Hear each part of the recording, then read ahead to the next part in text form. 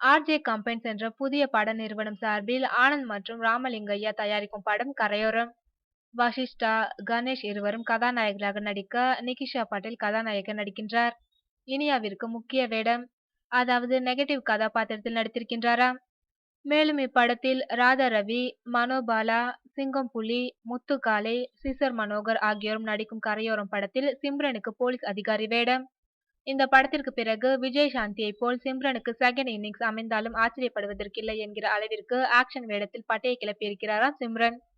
தமிழ், தெலுங்கு, கன்னடம் என 3 மொழிகளில் தயாராகி வரும் இப்படத்தை ஜே.கே.எஸ் இயக்குகின்றார்.